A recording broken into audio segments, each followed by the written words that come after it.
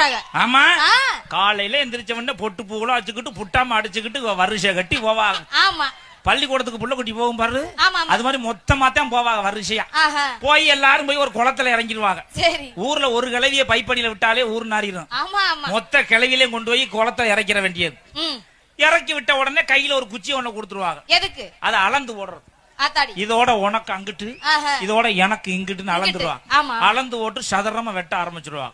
வெட்டுனா வெட்டு அடுத்து குமிச்சு விடுவா. ஐயே, ஏன் கேக்குற? என்ன அப்படி சொல்ற? ஏன் முழங்கால ஆழத்துக்கு வெட்டி கூட நிறைய மண்ணை அள்ளிக்கிட்டு அந்த கரையில கொண்டு போய் கொட்டிட்டு வர்றதுக்குள்ள நாக்கு தள்ளிரும். ஐயோ பாவம், நொட்டுனாங்க. ஓ முகரையில என்னையா அப்படி சொல்ற? சும்மா புல்லுக்கு வலிக்காம லேசா சேவி பண்ணி விட்டு எலி பறிச்சது மாதிரி லேசா சுரண்டி வச்சுட்டு, சரி, அவங்க பார்த்த வேலைக்கு ரொம்ப அசைதுல கொண்டு போன சோத்தை நல்லா புழக்க தின்னு விட்டு கூட தலைக்கு வச்சு தூங்கிடுவாங்க. தூங்கிட்டு அது ஃபர்ஸ்ட் ஷிஃப்ட் சோத்துக்கு முன்னாடி முடிஞ்சிருச்சு.